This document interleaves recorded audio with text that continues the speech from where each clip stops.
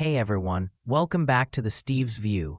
Today we're diving into one of the most unsettling stories in the United States this week.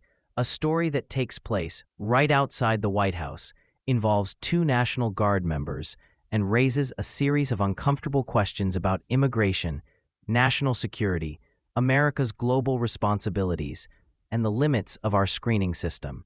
And yes, I'm talking about the shooting in Washington, D.C., where an Afghan refugee, someone who once worked with U.S. forces, allegedly drove 40 hours across the entire country and carried out a targeted attack. This is one of those stories where the facts pull you in one direction, the public emotion pulls you in another, and the political reactions go absolutely off the charts. So today, what I want to do is three things: lay out the facts clearly and calmly, explain the deeper structural issues behind this case, something that neither cable news nor politicians have the patience to do. Talk through what this incident really means, not in a sensational way, not in a partisan way, but in an honest, analytical, reality-based way. And we need that because this story hits three of America's most sensitive nerves: national security, refugee policy, the legacy of the war on terror. So let's start from the beginning. On November 26th, right near the White House, two members of the West Virginia National Guard were ambushed and shot. One was 20-year-old specialist Sarah Bergstrom, who tragically was killed.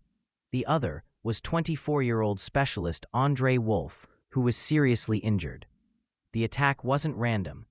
It wasn't a robbery gone wrong. It wasn't some chaotic street crime like we see in parts of D.C. It was a targeted, close-range ambush, and within hours, investigators arrested a suspect, 29-year-old Lycan Whale, an Afghan national, someone who entered the United States in 2021 through the Biden administration's Afghan refugee evacuation program after the fall of Kabul. Now here's where the story gets complicated.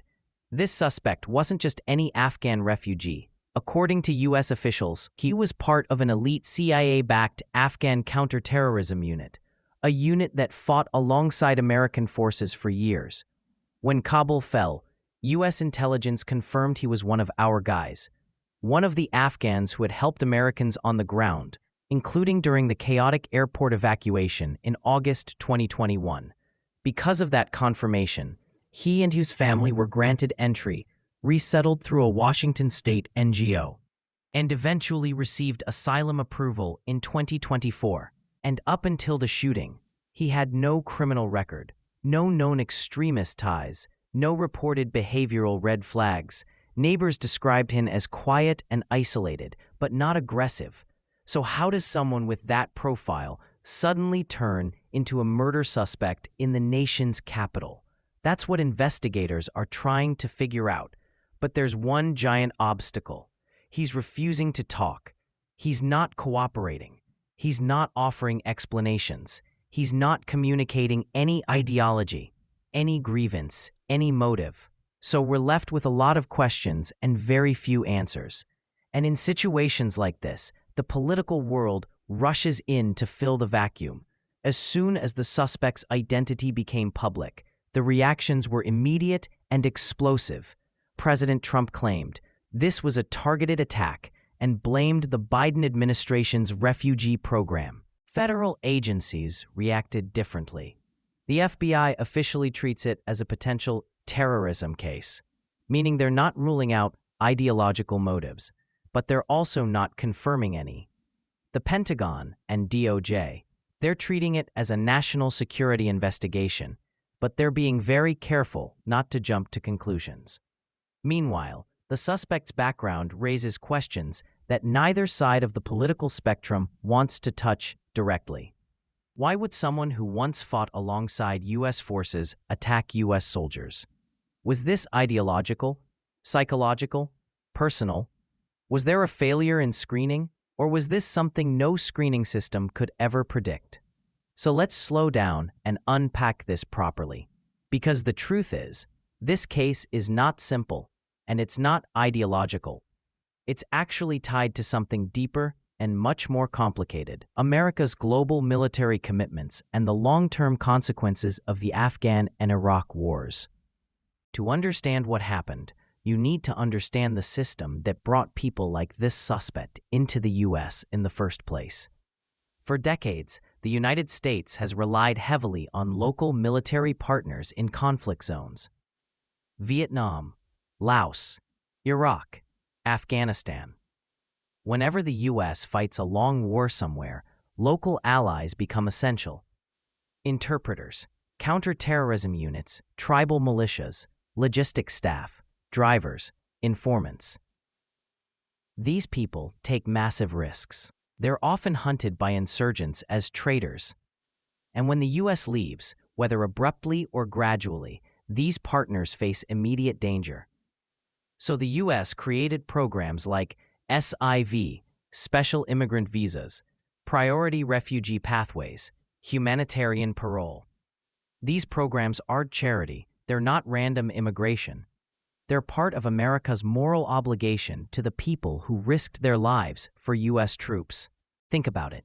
If America asks foreign partners to help us in the future, but they look back and see that Afghan allies were abandoned to the Taliban or killed, why would anyone ever help U.S. forces again?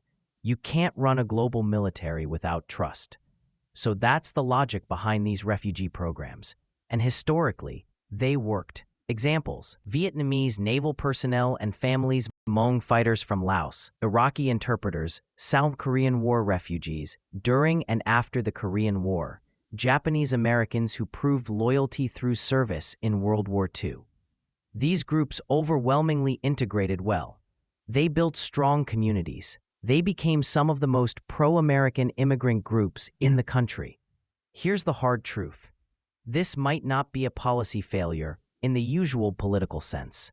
It might be a structural vulnerability, something that exists because of the way modern war works. Let me explain. When Kabul fell in 2021, the United States conducted one of the most rapid, chaotic evacuations in modern history. Over 80,000 Afghans entered the U.S. through emergency pathways. Not all were SIVs. Not all were vetted with the usual depth. Some lacked complete records because Afghan government databases collapsed as the Taliban advanced.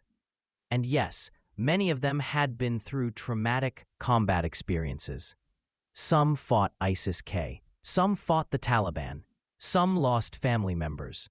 Some witnessed extreme violence alongside American forces. Trauma doesn't disappear just because you cross a border. And here's something most Americans don't know. According to studies on Afghan partner troops, severe PTSD rates among elite Afghan units are extremely high. Depression, suicide, and sudden violent episodes are common. Many served under immense stress and moral injury. And unlike U.S. veterans, they don't get access to VA hospitals or long-term psychological treatment. So you have people who survived war, fled for their lives, left everything behind, lost their home country, carry trauma, and arrive in the U.S. with almost no support system. Is that an excuse for violence? Absolutely not. But it is a reminder that you can't solve trauma with paperwork. You can't screen PTSD out with an FBI database check. And even the best vetting system cannot predict future behavior. That's the uncomfortable reality. Now let's talk about the idea of a civilizational conflict that some commentators on YouTube have been bringing up, referencing Samuel Huntington's famous thesis. And some viewers resonated with that. Because emotionally, it makes sense. A culturally distant refugee commits violence against American soldiers near the White House after being rescued by American forces. It feels like a betrayal. It feels like cultural friction. It feels like a clash of values. That's why people gravitate toward the civilizational conflict explanation. But when I sat down and re-examined the facts carefully, I realized that explanation is too simple, too clean, and ultimately not supported by evidence. Why? Because the suspect has not expressed extremist ideology, no ISIS, Taliban, or Al-Qaeda link, No religious statement, no manifesto, no political communication, no digital trail showing radicalization. He once fought against Islamic extremists. He defended U.S. troops during the Kabul airport chaos. He was approved for asylum because of his cooperation with U.S. forces. So if you look at the actual facts, not the emotion, this case looks less like civilizational conflict and more like war trauma, isolation, psychological deterioration, or a personal trigger. Could ideology still play a role? Yes, nothing is ruled out yet. But with the evidence we have, there is zero basis for concluding that an entire culture or religion was at war with American society here. And, as a commentator, I think it's important to draw a hard line between facts, unproven theories, and emotional narratives. Because when serious tragedies happen, the easiest explanation is rarely the correct one. Now, let's get to the real policy lesson. Regardless of the motive, this case exposes a few major vulnerabilities in America's current system. Number 1, trauma screening is inadequate. Most Afghan partners had no access to psychological evaluation or treatment. This is true even for elite units. 2, vetting during a collapse is always imperfect.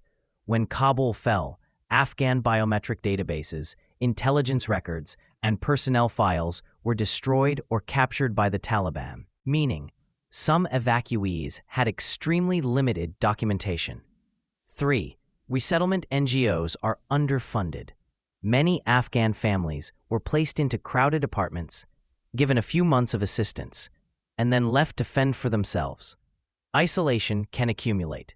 Trauma can intensify. 4, law enforcement lacks tools to detect pre-incident behavioral shifts. If someone has no digital trail, no social media signals, and no prior record, agencies have almost nothing to go on. You can't predict the unpredictable. After the attack, Trump announced a pause on all Afghan refugee processing, a review of already approved cases, and later, a permanent pause on all immigration from third world countries. This is unprecedented. Even post-9/11 policies weren't this sweeping, and it will likely face legal challenges. Here's my honest take. This was a horrific crime, a tragic loss, a national security failure, and a human disaster. But if we use this case to demonize an entire population, tens of thousands of Afghan partners who did nothing wrong, we risk making a second, deeper mistake. Because here's the reality.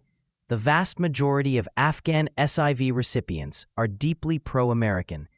Many fought shoulder to shoulder with U.S. forces for 20 years. Some saved American lives on the battlefield. Their communities have extremely low crime rates. To use one case to condemn the entire group would be morally wrong, strategically disastrous, and factually inaccurate. Let me summarize what we do know. 1. This was a targeted attack, not random violence. 2. The suspect was once a U.S. ally, not an enemy combatant. 3. His motive remains unknown. 4. This case highlights structural vulnerabilities in refugee screening. 5. It does not justify broad cultural or civilizational conclusions. 6. It will have long-term political and policy consequences. 7. America needs a better system for supporting wartime allies. Here's my conclusion. This wasn't a clash of civilizations. This was a clash of realities. The reality of war, the reality of trauma, the reality of imperfect systems, the reality of political overreaction, and the reality that even genuine allies can break under the weight of everything they lived through. If America wants to remain a global power, we cannot simply shut the door on every ally from every war zone. But we also cannot pretend that refugee resettlement is risk-free. There is a balanced path: better trauma screening, better community support, better intelligence coordination, better integration programs, honest, non-political assessment of risks, and above all, treating allies like humans, not symbols. Because if we fail on both sides, if we abandon our allies and fail to protect our own people, no one will trust the United States ever again, not abroad, not at home. So that's my breakdown. A difficult story, a tragic loss, and a moment where the United States will have to choose between fear and discipline, between overreaction and wisdom. If you found this analysis helpful, give the video a like, drop a comment with your thoughts, and subscribe if you want more deep dive political analysis that cuts through the noise. Thanks for watching, stay safe, and I'll see you in the next one.